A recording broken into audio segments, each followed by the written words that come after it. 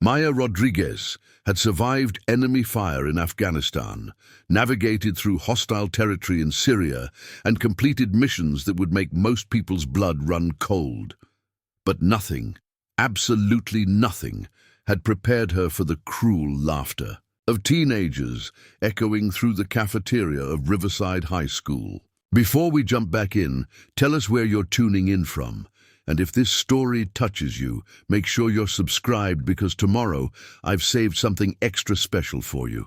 What these kids didn't know was that the quiet woman serving their lunch had once been part of the most elite fighting force in the world.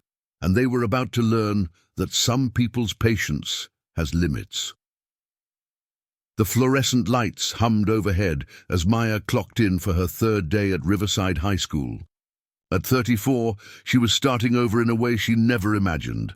The transition from Navy SEAL to cafeteria worker wasn't exactly the career path outlined in any military handbook, but life had thrown her curveballs before. She tied her hair back in a neat ponytail and adjusted her hairnet, the same methodical precision she once used to check her tactical gear. The kitchen was already bustling with activity as the morning crew prepared for the breakfast rush. Sandra Mitchell, the head cafeteria manager, barely glanced up from her clipboard as Maya took her position behind the serving line. "Just remember, keep the portions consistent and move the line along," Sandra said curtly. "These kids get antsy if they have to wait too long." Maya nodded, though she'd already memorized every procedure during her brief training. Old habits died hard, and in her previous life, attention to detail could mean the difference between mission success and catastrophic failure. She'd approached this job with the same level of seriousness, even though she was now dealing with mashed potatoes instead of munitions. The first students began filtering in around 7:30. Maya watched them with the same observational skills she'd honed during reconnaissance missions. There was a clear hierarchy here, just like in any organization. The athletes clustered together near the windows, their letterman jackets like uniforms, marking their status.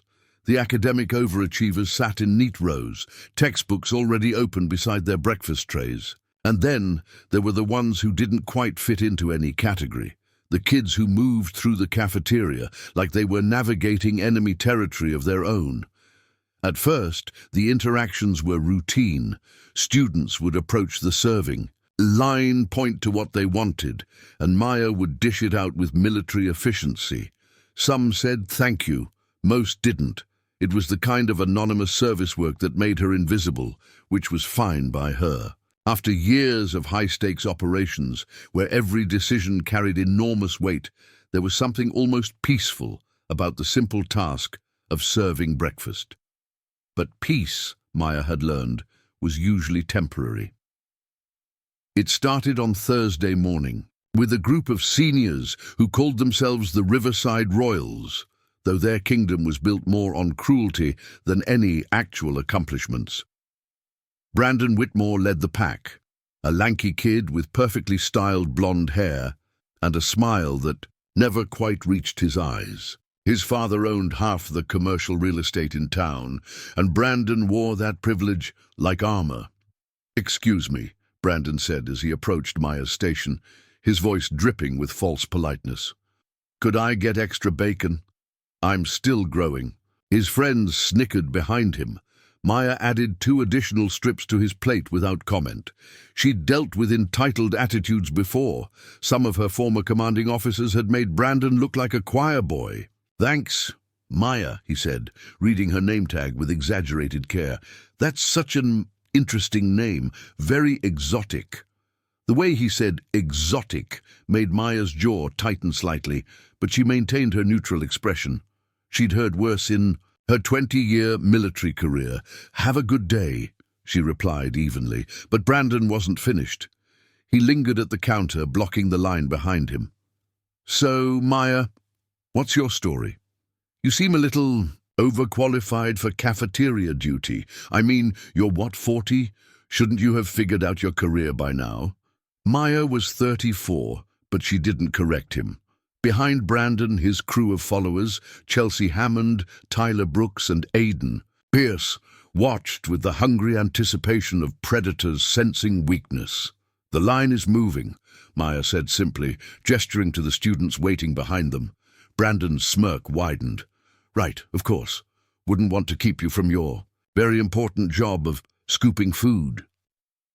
He made a theatrical scooping motion with his hand, eliciting more laughter from his audience. They moved on, but Maya could hear their whispered comments and occasional bursts of laughter as they found their table. She'd been the subject of mockery before. Basic training had a way of humbling everyone, but this felt different, more personal somehow. The real escalation began the following week. Maya had hoped the incident with Brandon was an isolated case of teenage stupidity, but she was wrong. The Riverside Royals had apparently decided that the new cafeteria worker was their new source of entertainment. It started small. Brandon would ask for extra portions with increasingly ridiculous requests.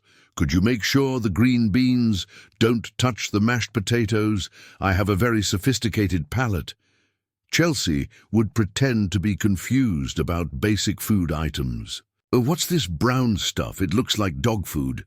Tyler would speak to Maya in an exaggerated slow voice, as if she couldn't understand English. "Could I please have some milk?" Each incident was designed to humiliate, to make Maya feel small and worthless. Other students began to notice, and some started avoiding the serving line altogether when the Royals were nearby. The cafeteria staff exchanged uncomfortable glances, but said nothing. Sandra Mitchell seemed oblivious to the harassment, or maybe she just didn't care enough to intervene. Maya endured it all with the same stoic composure she'd maintained during interrogation resistance training. She'd been taught to withstand far worse than teenage taunts, but what bothered her wasn't the insults themselves. It was the effect they were having on the other students. She noticed how the quieter kids would flinch when Brandon's voice got loud. How some students would deliberately time their lunch to avoid the Royals entirely. How a few brave souls who initially tried to speak up were quickly silenced by the group's social power. This wasn't just about her anymore.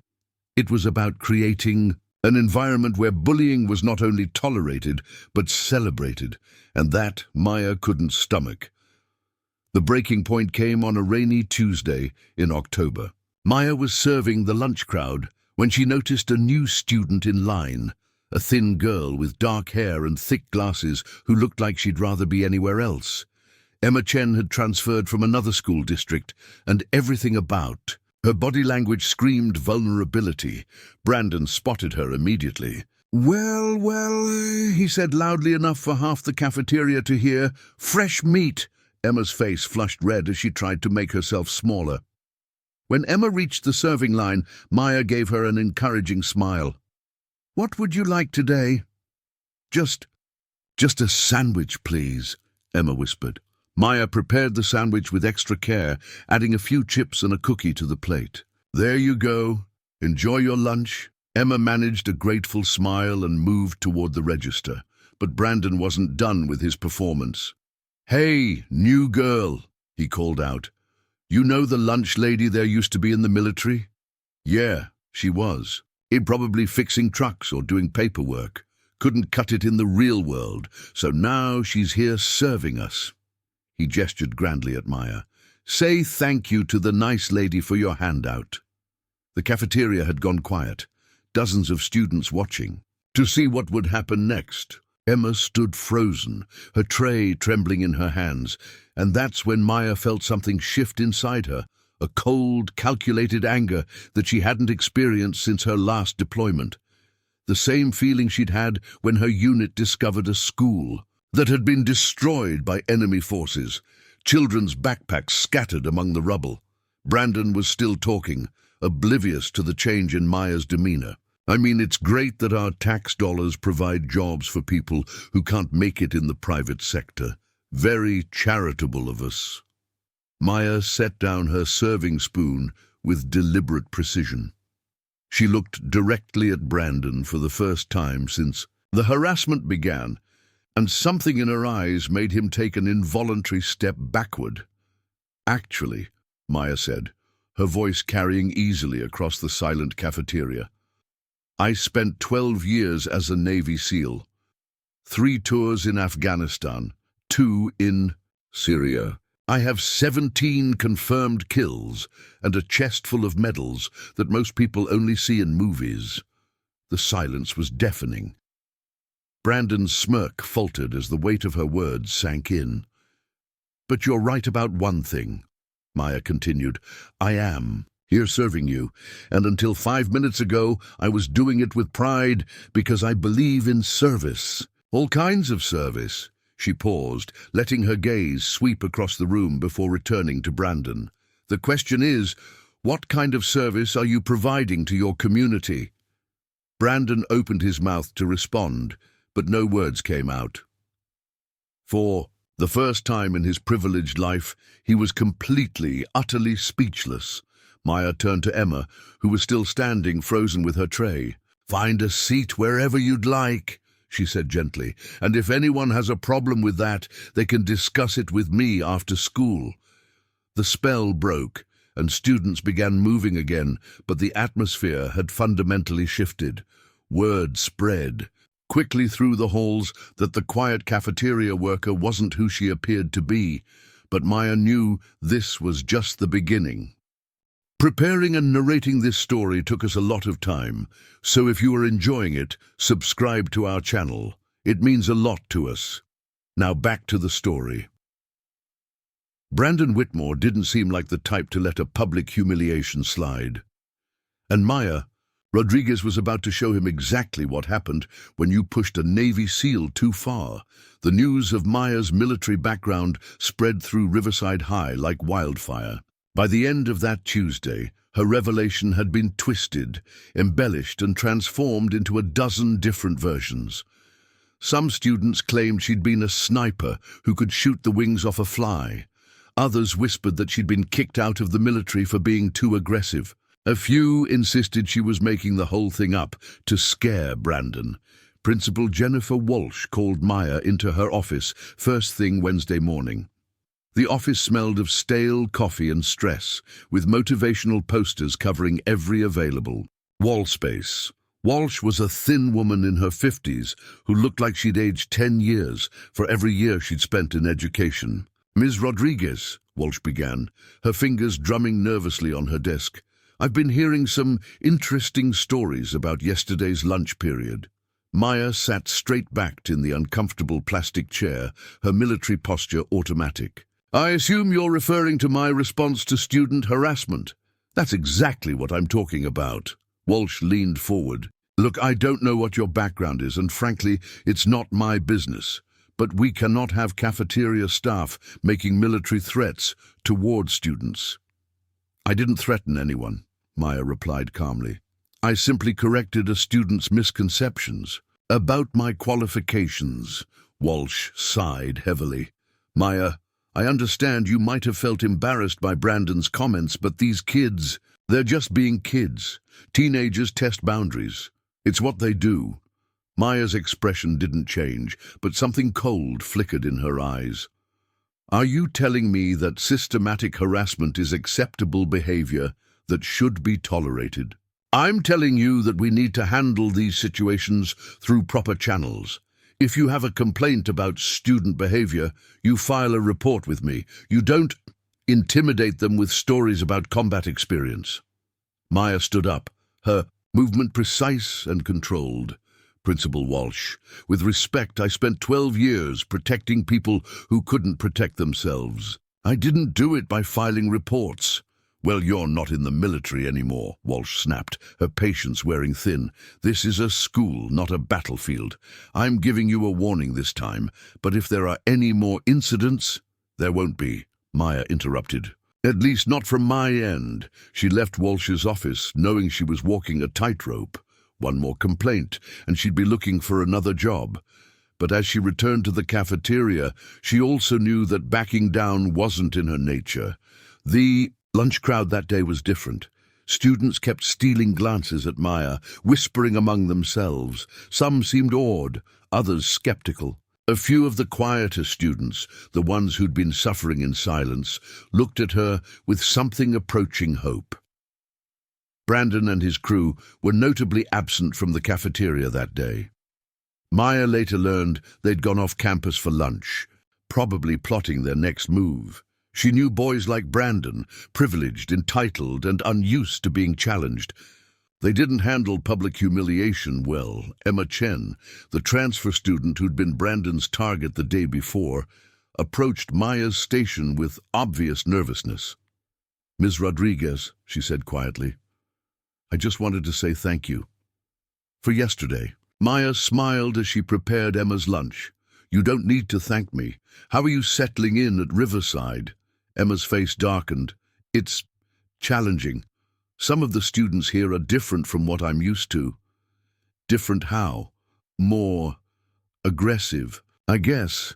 At my old school, people mostly kept to themselves. Here it feels like there's always some kind of drama or conflict happening." Maya handed Emma her tray, making sure to include an extra piece of fruit. "Give it time. Not everyone here is like Brandon and his friends." "I hope you're right," Emma said, "but I have a feeling this isn't over." She was right. Thursday morning brought a new development that Maya hadn't anticipated. As she arrived for her shift, Sandra Mitchell pulled her aside with an expression that mixed concern with irritation. "Maya, we have a problem," Sandra said. "Mrs. Whitmore called the school. District office yesterday. She's filed a formal complaint against you."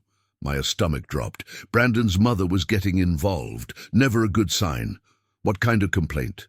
"She's claiming you threatened her son and created a hostile environment. She wants you fired and is threatening to involve the school board if necessary." Maya processed this information with military calm, though inside she felt the familiar tightness that came before a mission went sideways. "Did she mention what her son has been doing for the past 2 weeks?" Sandra looked uncomfortable. "She says Brandon was just asking questions about the food service, and you overreacted. She's painting you as an unstable veteran who can't handle civilian life." The irony wasn't lost on Maya. She'd survived multiple deployments in active war zones, but apparently she was too unstable to serve mashed potatoes to teenagers. "What's the district's position?" Maya asked. "They want to conduct an investigation. You'll need to meet with their representative tomorrow morning. In the meantime, you're being placed on administrative leave." Maya nodded, though the injustice of the situation burned in her chest. "I understand." As she cleaned out her temporary locker, other cafeteria workers watched with sympathy. Most of them had witnessed Brandon's behavior and knew exactly what had really happened. But in the complex politics of public education, the truth often mattered less than perception and liability.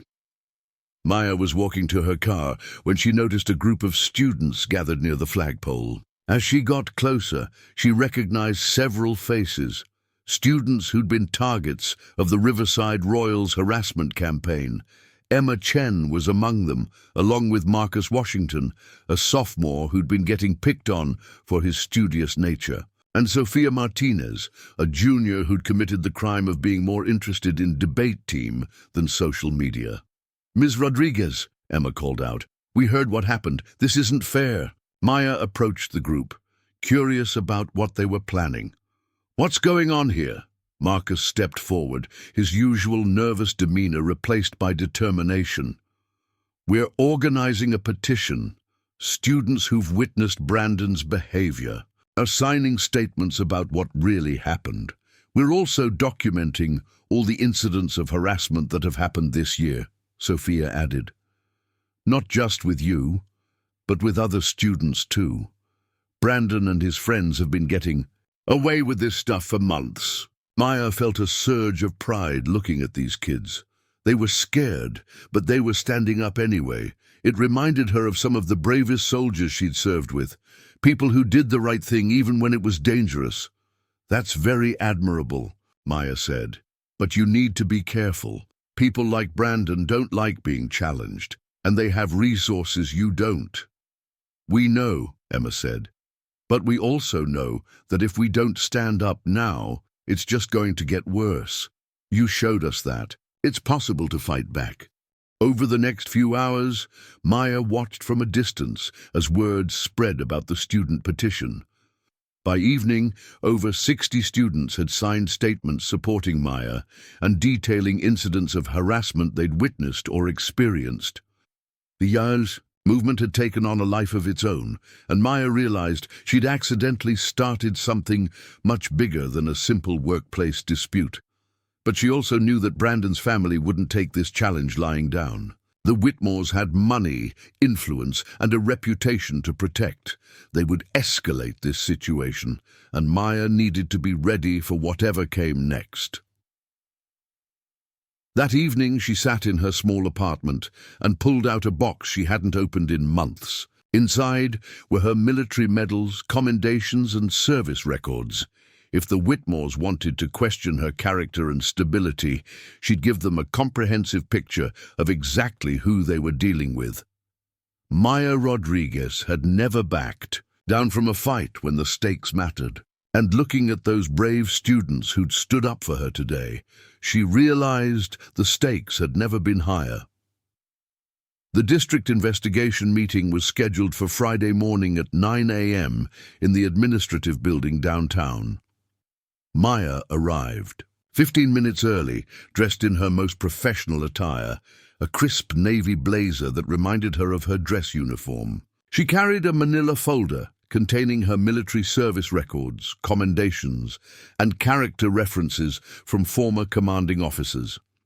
District Supervisor Patricia Hendricks was a stern woman in her 60s who looked like she'd handled thousands of personnel disputes over her career. She sat across from Maya at a polished conference table, flanked by the district's legal counsel and human resources director. "Ms. Rodriguez," Hendricks began, consulting her notes. "We're here to discuss the incident that occurred on Tuesday involving student Brandon Whitmore. I understand there are conflicting accounts of what transpired." Maya placed her folder on the table but didn't open it yet. "I'm prepared to provide a complete account of the events, including the context that led to Tuesday's interaction." The legal counsel, a thin man named David Park, leaned forward. "Before we begin, I want to make it clear that we've received a formal complaint from the Whitmore family. They're alleging that you made threatening statements toward their son and created an intimidating environment that interfered with his education." "I see," Maya replied calmly. "And have you received any statements from other witnesses to these alleged threatening statements?" Hendricks and Park exchanged glances. It was clear they hadn't expected Maya to be so composed or well prepared. "We're aware that some students have submitted supportive statements regarding your character," Hendricks said carefully. "However, our primary concern is the specific incident involving Brandon Whitmore." Maya opened her folder and slid a sheet of paper across the table. "This is a detailed timeline of every interaction I've had with Brandon Whitmore since beginning employment at Riverside High. Each incident is documented with approximate times, witnesses present, and the specific nature of the harassment." Park picked up the document and began reading, his eyebrows rising as he progressed through the list. Maya had documented everything with military precision: dates, times, specific quotes, and patterns of behavior that clearly showed escalating harassment. "As you can see," Maya continued, "Tuesday's incident wasn't an isolated confrontation. It was the culmination of 2 weeks of systematic harassment directed not only at me, but at other students Mr. Whitmore perceived as vulnerable targets." Hendricks leaned back in her chair. "Even if we accept your account of previous incidents, that doesn't justify making intimidating statements to a student." Maya's expression didn't change. "Could you please specify which statement you found intimidating? when I informed Mr. Whitmore of my military background, when I asked what service he provided to his community, or when I told another student she could sit wherever she wanted. The room fell silent. When Maya laid it out that way, it was hard to pinpoint exactly what she'd done wrong. David Park cleared his throat. The Whitmores are concerned that mentioning your combat experience and kill count was intended to frighten their son.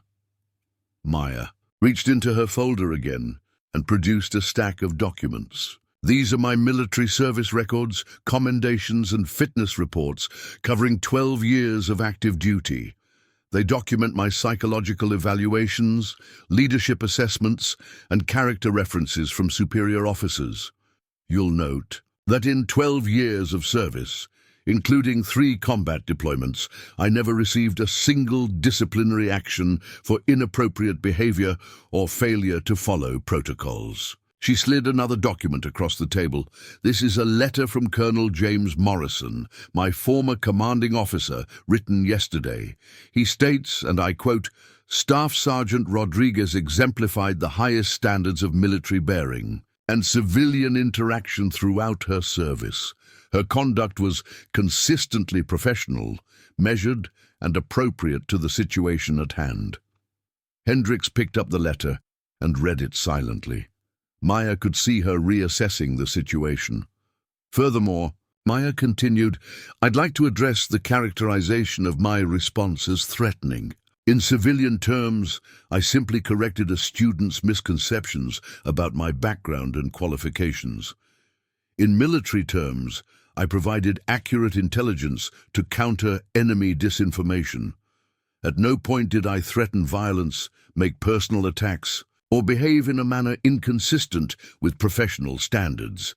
Park was now flipping through Maya's service records, clearly impressed despite himself. "These are quite extensive credentials." "They are," Maya agreed, "and they represent someone who has spent her entire adult life in service to others. I didn't mention my military background to intimidate anyone. I mentioned it to correct the false narrative that I was somehow unqualified or unsuccessful in my previous career." The tone in the room had shifted dramatically. What had started as an interrogation was beginning to feel more like a fact-finding mission. Hendricks consulted her notes again. "We've also received the student petition you mentioned. 63 students have provided statements supporting your account of events and detailing other incidents involving Mr. Whitmore and his associates." "I had nothing to do with organizing that petition," Maya said. "Those students acted on their own initiative because they recognized the difference between someone standing up to a bully and someone being a bully." Park closed Maya's service folder and looked directly at her. "Ms. Rodriguez, off the record, this appears to be a case of a privileged family trying to silence someone who challenged their son's behavior. Your documentation is thorough, your credentials are impeccable, and the student support speaks volumes. However," Hendricks interjected, "we still have to consider the political realities. The Whitmores have significant influence in this community. They're threatening to take this to the school board, the media, and potentially pursue legal action." Maya had expected this. In her military experience, the people with the most power were often the most determined to abuse it when challenged. "I understand your position," Maya said, "but I also understand mine. I've spent my career protecting people who couldn't protect themselves. I didn't stop being that person when I hung up my uniform." She gathered her documents and stood up. "I'll accept whatever decision you make regarding my employment, but I won't apologize for doing what was right, and I won't be intimidated by threats from people who think wealth and influence put them above accountability." As Maya reached the door, Hendricks called out, "Miss Rodriguez, for what it's worth, I wish we had more employees with your integrity. Give us the weekend to review everything. We'll have a decision for you Monday morning." Maya drove back to Riverside High to clear out her locker, but what she found in the parking lot stopped her cold. At least 100 students were gathered near the main entrance, holding handmade signs. "Support Maya Rodriguez. Stop the bullying." Hero's work. Here, Emma Chen spotted her first and came running over. "Ms. Rodriguez, we heard about your meeting. How did it go?" Maya looked at the crowd of students who had chosen to spend their Friday afternoons supporting someone they barely knew. Many of them were kids she'd never even served lunch to, students who had simply heard the story and decided that right was right. "The investigation is ongoing," Maya replied. "But regardless of what happens to me, I want you all to know how proud I am of what you're doing here. Standing up for what's right isn't always easy, but it's always worth it." Marcus Washington approached with a clipboard. "We've got over 200 signatures now, and 3 local news stations want to interview students about the petition." Maya felt a mixture of pride and concern. Just remember, once this becomes a media story, it takes on a life of its own. "Make sure you're prepared for how intense things might get," Sofia Martinez nodded seriously. "We've been talking about that. We know the Whitmores might try to retaliate against us individually, but we also know that bullies only win when good people stay silent." As Maya looked at these brave young people, she realized something important. Win or lose, her confrontation with Brandon had already achieved something valuable. These students had found their voices and learned that they didn't have to accept harassment as inevitable. They'd discovered that sometimes fighting back was not only possible, but necessary. The weekend would bring new challenges, but for the first time since this whole situation began, Maya felt like she might actually win this battle. Not because of her military training or her intimidating reputation, but because she'd inspired others to stand up for what was right. Brandon Whitmore and his family were about to learn that some fights weren't about power or money. They were about character, and in that kind of fight, Maya Rodriguez had never lost. The weekend brought an unexpected escalation that nobody had anticipated. Saturday morning, Maya woke up to 17 missed calls and 43 text messages. The first call was from Emma Chen, her voice shaking with excitement and worry. "Ms. Rodriguez, you need to see Channel 7 News. They ran a story about you last night, and it's everywhere on social media." Maya quickly turned on her television and navigated to the news channel's website. There it was. Former Navy SEAL faces. Termination after standing up to school bullies.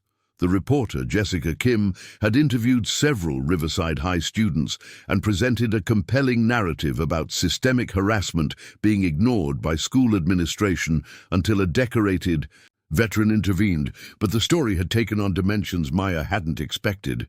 Someone had leaked her complete military record to the media, including details about classified operations that should never have been made public. Her chest tightened as she read about missions in Kandahar and Damascus, specific dates and locations that could compromise ongoing operations or endanger personnel still in the field. Her phone rang again. This time it was Colonel Morrison, her former commanding officer. "Rodriguez, what the hell is going on out there?" His voice was tense. "I've got reporters calling the Pentagon asking for confirmation about Operation Desert Falcon. How did classified information end up on morning television?" Maya's stomach dropped. "Sir, I never disclosed any classified information. I only mentioned my general service record and confirmed my rank and deployments." "Well, someone with access to your complete file decided to turn you into a media sensation. This is a problem, Maya.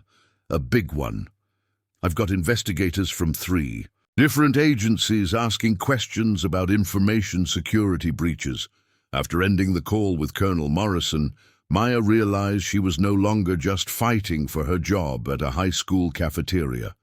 She was potentially facing federal investigation for security violations she didn't commit. Someone had weaponized her military service against her, and she had a pretty good idea who had that kind of access and influence. By Sunday afternoon, the story had exploded beyond the local news cycle. Support Maya Rodriguez was trending on Twitter, with thousands of posts from veterans, educators, and anti-bullying advocates. But there were also darker elements emerging, anonymous accounts spreading disinformation about her mental health, her reasons for leaving the military, and her fitness to work around children.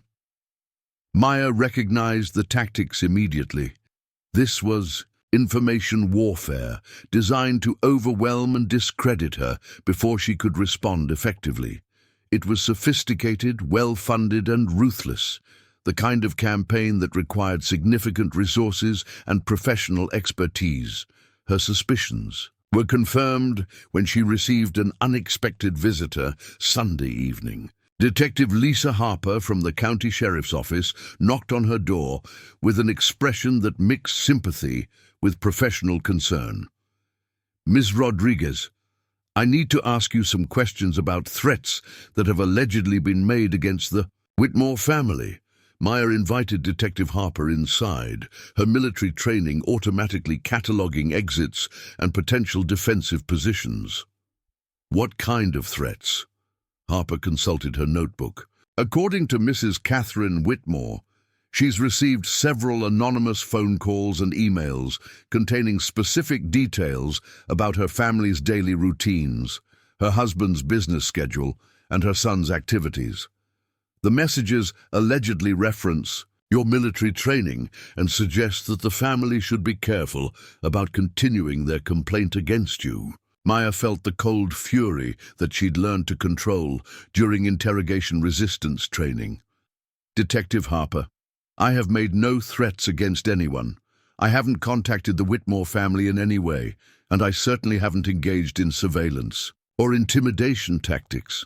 "I believe you," Harper said quietly, "but the messages contain details about your service record that weren't public until this weekend. Either you're making these threats, or someone with access to your military file is doing it on your behalf." Maya paced to her window, her mind racing through possibilities. "Detective, what if someone is using my information to make these threats specifically to frame me? What if the same person who leaked my classified service record to the media is now using that information to make it look like I'm threatening the family that filed a complaint against me?" Harper looked up from her notes with renewed interest. "That's actually a very sophisticated frame job, if that's what's happening. It would require someone with significant resources and intelligence capabilities, or someone with connections to people who have those capabilities," Maya replied. "The Whitmores aren't just wealthy. Richard Whitmore's real estate company has government contracts. He's donated heavily to political campaigns. People like that have access to private security, firms, investigators, and information brokers. You're suggesting they're running a coordinated campaign to destroy your credibility and potentially have you arrested for making threats you didn't make." Maya turned back to face the detective. "I'm suggesting that I've seen this kind of operation before, in places where the stakes were life and death. Character assassination, disinformation campaigns, false flag operations designed to neutralize a threat without direct confrontation. The only difference is that this time, it's happening in suburban America instead of a foreign war zone."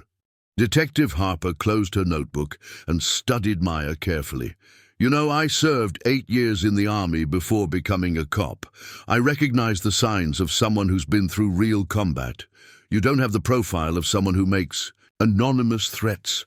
You're the type who would face an enemy directly." "Exactly. If I had a problem with the Whitmores, I'd address it face to face. Anonymous threats are the tactics of cowards and manipulators." Harper stood up and headed toward the door. "I'm going to dig deeper into the source of these threat messages. In the meantime, I'd recommend you document everything, every phone call, every news story, every social media post. If someone is running a campaign against you, we need to establish a pattern." After Detective Harper left, Maya sat in her kitchen and began making a list of everything that had happened since her confrontation with Brandon. The timing was too perfect, the escalation too coordinated to be coincidental. Someone had decided that removing Maya Rodriguez required more than just filing a complaint with the school district. Her phone buzzed with a text message from an unknown number. "You have 24 hours to withdraw from this situation and leave town. Your military record shows you're smart enough to recognize when you're outgunned."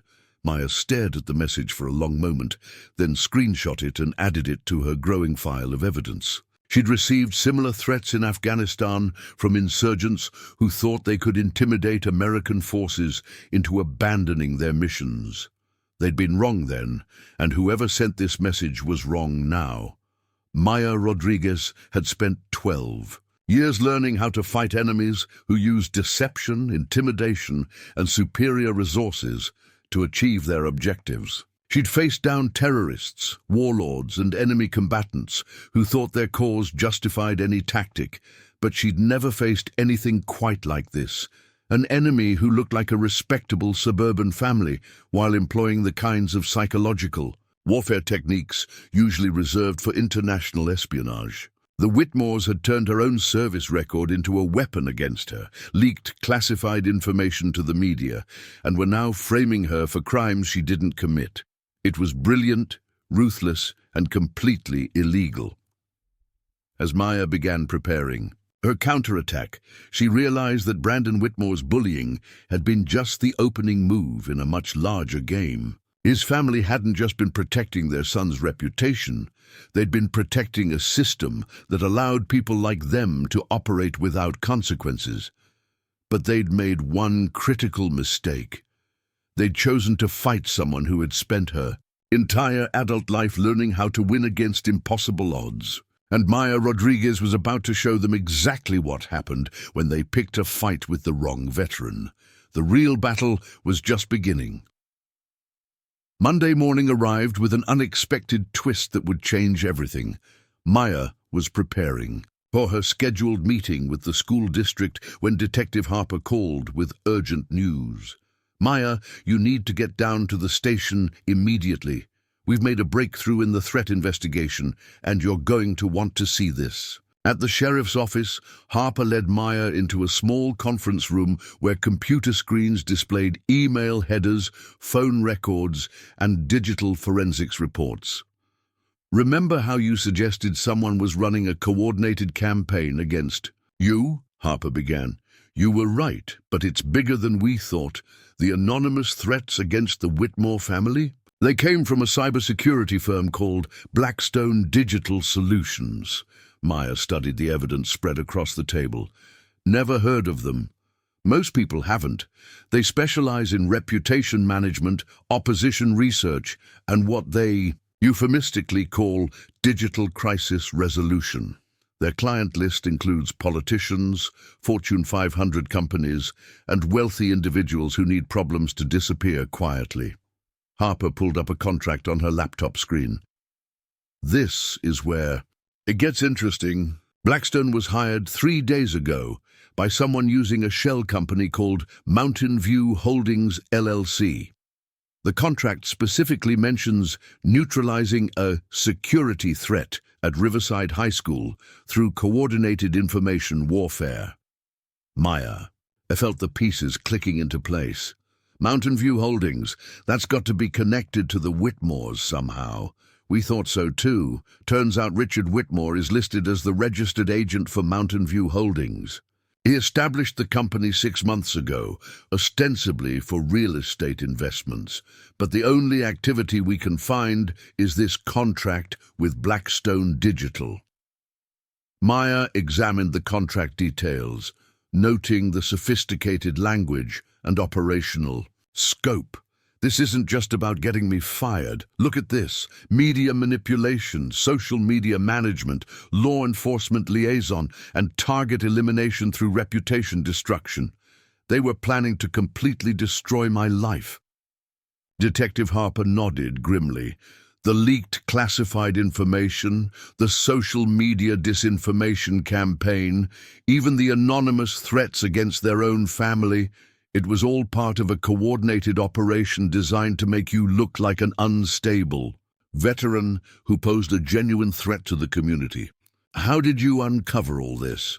"Honestly, amateur mistakes. Blackstone is good at what they do, but they got sloppy because they didn't expect anyone to dig this deep into what they assumed would be a simple school district employment dispute. They used the same IP addresses for multiple operations, and one of their contractors left digital fingerprints all over the fake social media accounts. Maya studied the evidence with the analytical mind she'd developed during intelligence briefings. This explains the sophistication of the attacks, but it also raises bigger questions. Why would the Whitmores go to these extremes over a cafeteria worker standing up to their son? Harper leaned back in her chair. That's what I've been wondering. 2. I did some digging into Richard Whitmore's business dealings. His company has several government contracts for military housing and base construction. If word got out that his family was running systematic harassment campaigns and then hiring private firms to destroy veterans who challenged them, it could cost him millions in federal contracts. So, this was never really about Brandon's hurt. Feelings, Maya realized. It was about protecting the family's government-business relationships. Exactly. And here's the kicker. Mountain View Holdings has made payments to Blackstone for similar reputation management services 4 other times in the past 2 years. You're not the first person they've done this to. Maya felt a surge of anger that was both personal and professional. They've been systematically destroying people who challenge them, using military-grade psychological warfare tactics against civilians. Harper handed Maya a thick folder. These are the case files for the other 4 incidents. A teacher who reported safety violations at a construction site, a city council member who questioned their bid practices, a journalist who was investigating their campaign contributions, and a former employee who tried to file a whistleblower complaint. Maya flipped through the files, recognizing the same patterns in each case: sophisticated disinformation campaigns, leaked personal information, anonymous threats, and systematic character assassination. In every case, the target had eventually given up and either left town or retreated from public life entirely. What happened to these people? The teacher lost her job and moved to another state. The city council member withdrew from politics after his family received death threats. The journalist's editor killed the story after their publication was threatened with lawsuits. The whistleblower dropped his complaint and signed a non-disclosure agreement. Maya closed the folder, her expression hardening. They've been getting away with this for years because their targets didn't have the resources or knowledge to fight back effectively. But you do, Harper said. Your military background means you recognize these tactics for what they are, and more importantly, you have the credibility and connections to expose what they're doing. Maya's phone buzzed with a call from an unknown number. She showed the screen to Harper, who nodded for her to answer. Ms. Rodriguez? The voice was smooth, professional, and coldly confident. This is Michael Steinberg from Blackstone Digital Solutions. I believe we need to have a conversation. Maya put the call on speaker so Harper could hear. I'm listening. I represent certain interests who are concerned about the escalating situation involving your employment at Riverside High School. We'd like to offer you a resolution that benefits everyone involved. What kind of resolution? A generous severance package, excellent references for future employment, and a clean slate regarding any misunderstandings about your background or intentions. All we need in return is your agreement to relocate to another area and sign a standard non-disclosure agreement. Maya looked at Detective Harper, who was already recording the conversation. And if I decline this generous offer? That would be unfortunate, Steinberg replied, his tone remaining professionally neutral. The information warfare landscape can be quite unforgiving for individuals who don't understand the complexities involved, especially for veterans whose service records contain sensitive details that might be subject to misinterpretation. Maya felt the familiar cold focus that came before engaging an enemy target. Mr. Steinberg, Are you threatening to continue leaking classified military information if I don't accept your client's terms? There was a pause. I'm simply observing that the current trajectory of events seems unsustainable for all parties involved. Well, here's an observation for you, Maya replied. I spent 12 years hunting down people who thought they could use intimidation and illegal tactics to achieve their objectives. I'm very good at it, and I don't appreciate being on the receiving end of the same tactics I spent my career fighting against. The line went quiet for a moment before Steinberg responded. Ms. Rodriguez, I think you're misunderstanding the scope of resources available to resolve this situation. Perhaps you should consider... Maya ended the call and looked at Detective Harper. How much of that did you get recorded? All of it. And that was essentially a confession to blackmail, conspiracy, and violations of federal information security laws. Harper smiled grimly.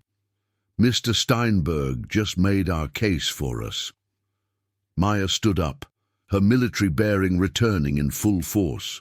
Detective, I need you to contact the FBI field office and inform them that we have evidence of a private intelligence firm conducting illegal operations against American citizens, including the unauthorized disclosure of classified military information. Already on it, Harper replied. But Maya, you realize this is about to get much bigger and more dangerous than a school district employment dispute? Maya looked out the window toward Riverside High School, where brave students were still fighting their own battle against systematic bullying and intimidation. Good, because some fights are worth having, regardless of how big or dangerous they get. The Whitmores picked the wrong veteran to mess with, and they're about to learn that some people can't be bought, intimidated, or destroyed. As Maya left the sheriff's office, she realized that her confrontation with Brandon Whitmore had uncovered something much more sinister than simple teenage bullying. She'd stumbled onto a sophisticated criminal operation that had been preying on vulnerable targets for years. But she'd also discovered something else. She wasn't fighting this battle alone anymore. The FBI field office in downtown Sacramento buzzed with activity as Special Agent Caroline Foster reviewed the evidence that Detective Harper had brought to her attention. Foster, a 15-year veteran of federal cybercrime investigations, had seen her share of sophisticated criminal operations, but the scope and audacity of the Blackstone digital conspiracy impressed even her seasoned perspective. Ms. Rodriguez, Agent Foster began as Maya sat across from her in the sterile conference room. Your military service record indicates extensive experience with intelligence analysis and counterintelligence operations. I'd like your professional assessment of what we're dealing with here. Maya studied the evidence boards that now covered 3 walls of the room. Financial records, communication intercepts, digital forensics reports, and victim profiles, creating a complex web of criminal activity. This is a multi-tier operation designed to appear legitimate while conducting illegal activities, Maya replied. Blackstone presents itself as a reputation management firm, but they're actually running targeted destruction campaigns against civilians. The sophistication suggests they have personnel with intelligence or military backgrounds. Agent Foster nodded. Our preliminary investigation confirms that assessment. Blackstone's founder, Michael Steinberg, is former CIA. 3 of their senior analysts are ex-NSA, and their field operations coordinator spent 8 years in Army psychological operations. They're using military-grade tactics against civilian targets, Maya said, anger evident in her controlled tone. That's not just criminal. It's a betrayal of everything those skills were meant to protect. It gets worse, Foster continued, pulling up a new file on her laptop. Blackstone has contracts with 17 different shell companies across 12 states. Based on the pattern of their operations, we estimate they've conducted similar campaigns against over 60 individuals in the past 5 years. Maya felt the weight of that revelation. 60 people whose lives had been systematically destroyed by the same tactics that had been used against her. Teachers, journalists, whistleblowers, activists, anyone who had dared to challenge wealthy or powerful interests. "What's our next move?" Maya asked. "Officially, this is now a federal investigation into conspiracy, cybercrime, blackmail, and violations of the Computer Fraud and Abuse Act. We'll be coordinating with multiple agencies to build a comprehensive case." Foster paused. "Unofficially, we need to be careful. Blackstone's client list includes some very influential people who won't appreciate this investigation." Maya's phone rang with a call from Emma Chen. Agent Foster indicated she should answer.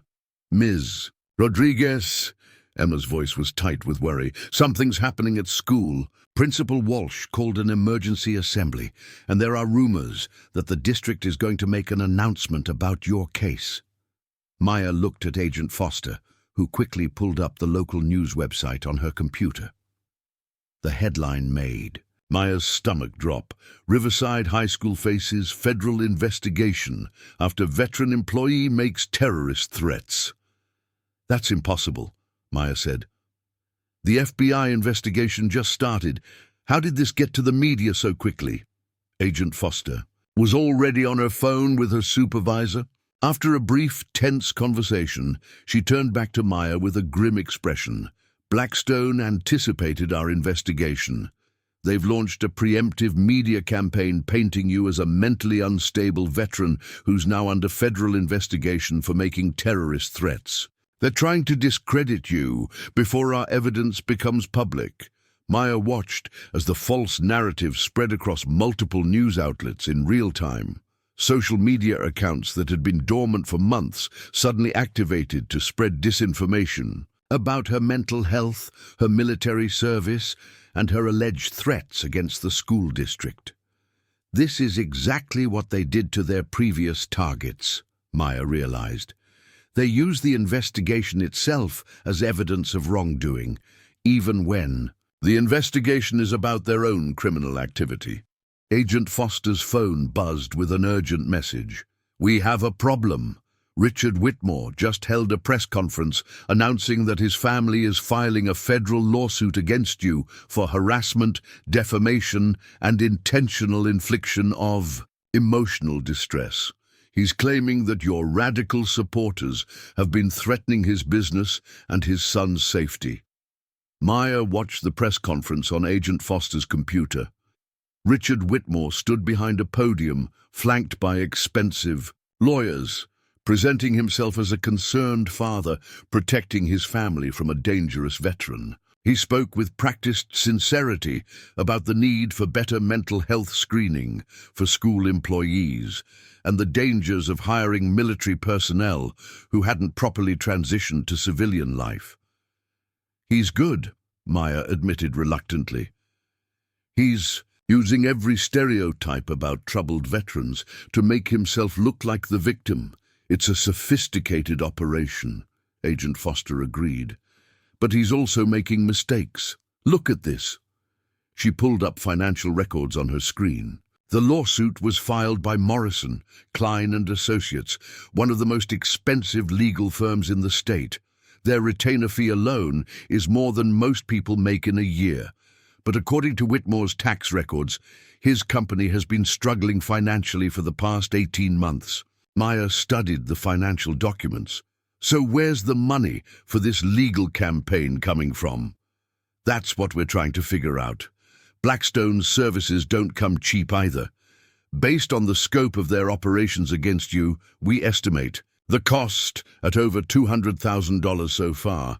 That's far beyond what a local real estate developer should be able to afford for a simple employment dispute." Agent Foster's computer chimed with an incoming secure message.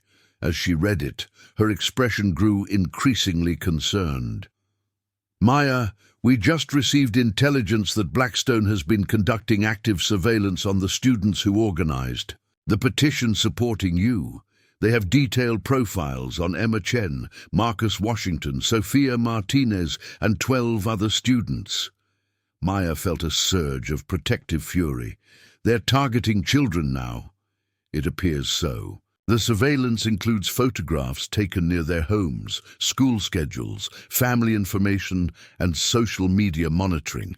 They're building dossiers on high school students.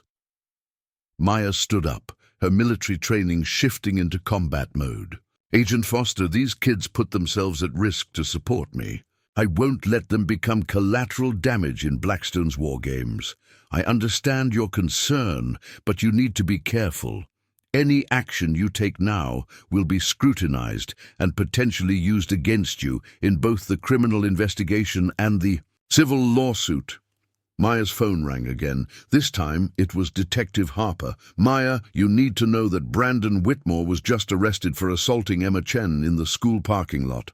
She's in the hospital with a concussion and broken nose. The room went silent as Maya processed this information. Agent Foster was already coordinating with her team to dispatch agents to the hospital and the school. This changes everything, Maya said quietly. Blackstone's psychological operations have escalated to physical violence against a minor. They've crossed a line that transforms this from a white-collar crime investigation into something much more serious. Agent Foster nodded grimly. Agreed. We're moving to the next phase of the investigation immediately. But Maya, I need you to understand that you're now at the center of a federal case that could take months or years to resolve. Your life is going to be under intense scrutiny from multiple directions. Maya looked out the window toward Riverside High School, where brave students had stood up for what was right and were now paying the price for their courage. Agent Foster, I spent 12 years in places where the stakes were life and death. I've never backed down from a fight when innocent people were in danger, and I'm not starting now. Whatever resources you need, whatever testimony you require, whatever risks I have to take, I'm all in.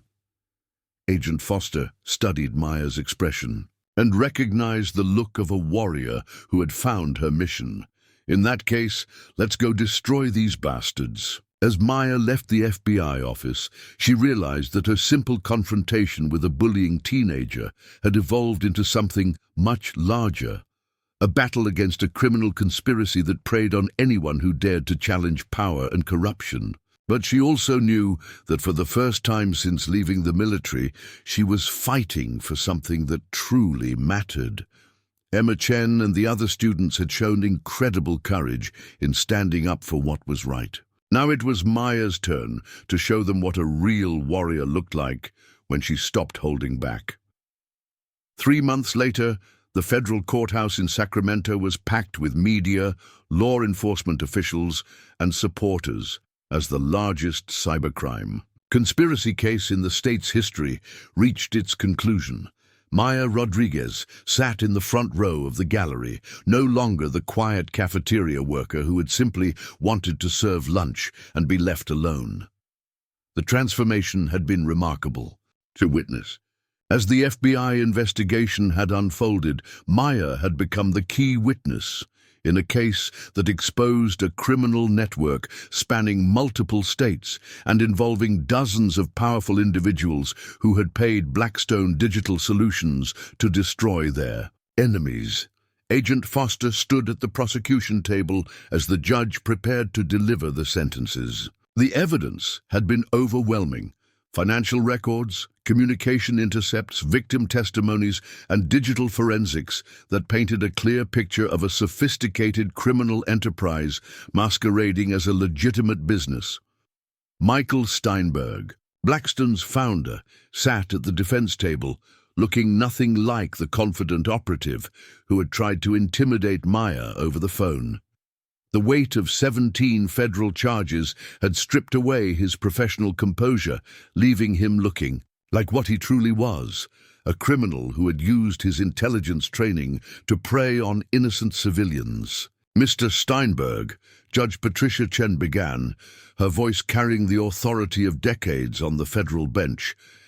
You and your organization have conducted a systematic campaign of psychological warfare against American citizens.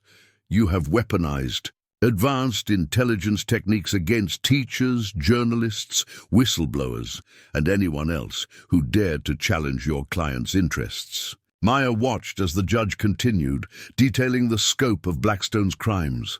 Over 60 confirmed victims across 12 states, millions of dollars in damages, lives destroyed, careers ended, families torn apart, all so that wealthy and powerful individuals could avoid accountability for their actions.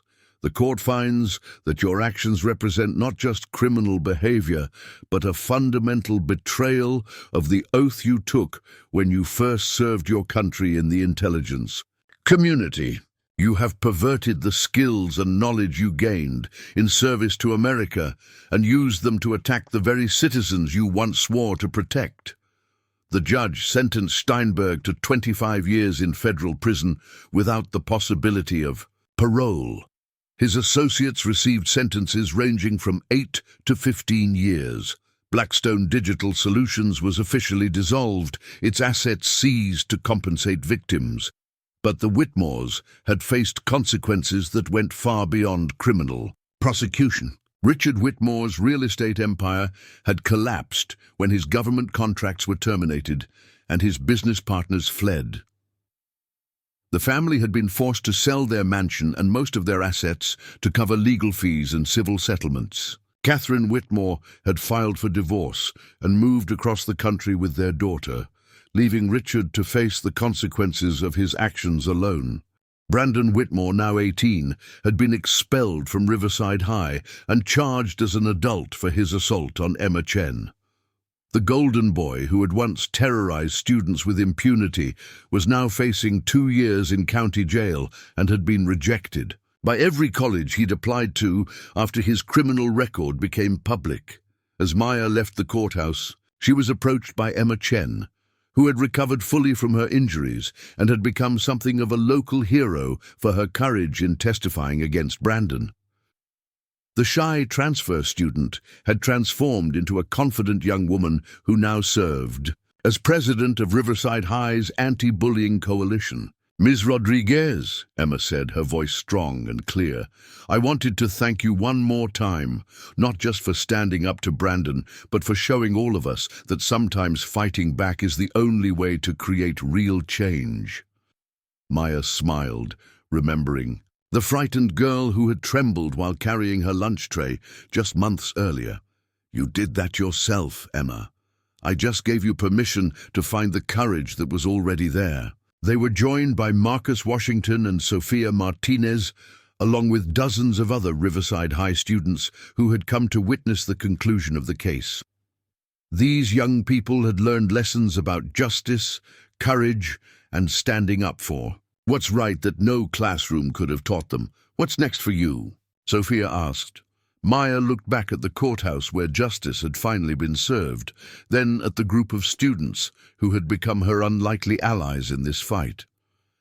"Well, the school district has offered me a position as director of student safety and anti-bullying programs. Apparently they've decided my qualifications might be useful after all." The students erupted in cheers, but Maya held up her hand. "However, I've also been approached by the FBI about developing training programs to help other victims of information warfare campaigns. It seems there's a need for someone who understands both military intelligence operations and how to fight back against them." Marcus grinned. "So you're going to keep being a warrior, just in a different way." "Something like that," Maya agreed. "The battlefield has changed, but the mission remains the same, protecting people who can't protect themselves." As the group began to disperse, Emma lingered behind. "Ms. Rodriguez, can I ask you something? When you first stood up to Brandon, did you know it would lead to all this?" Maya considered the question carefully. "Emma, when I corrected Brandon's misconceptions about my background, I thought I was just dealing with a spoiled teenager who needed to learn some manners. I had no idea that his family was running a criminal conspiracy or that my simple act of standing up to a bully would expose a network that had been destroying lives for years. But you kept fighting even when it got dangerous and complicated. Yes, because I learned something important during this whole ordeal. Evil doesn't just exist in foreign war zones or obvious criminal organizations. Sometimes it wears expensive suits, lives in nice neighborhoods, and hides behind respectability and influence. And when good people stay silent because the fight seems too big or too risky, that evil spreads and grows stronger. Emma nodded thoughtfully. So what's the lesson for people like us? Regular people who just want to do the right thing? Maya looked at this remarkable young woman who had shown more courage at 17 than many adults displayed in their entire lives. The lesson is that you're not as powerless as you think. The Whitmores and Blackstone had millions of dollars, sophisticated technology, and professional expertise. But they lost because ordinary people like you decided that right was right, regardless of the cost. And because we had a former Navy SEAL on our side, Emma added with a smile. Maya laughed. Maybe. But I think the real reason we won is that we had something they didn't, the truth and the courage to keep fighting for it, even when things got difficult. As Maya drove home that evening, she reflected on the journey that had brought her from a quiet cafeteria worker to the center of a federal investigation. She'd started this path simply trying to serve lunch and avoid attention. She'd ended it by helping to dismantle a criminal conspiracy and inspiring a new generation of young people to stand up against bullying and injustice. Her phone buzzed with a text message from Colonel Morrison. Saw the news coverage of the sentencing. Proud of you, Rodriguez. You've served your country well, both in uniform and out of it. Maya smiled as she pulled into her driveway.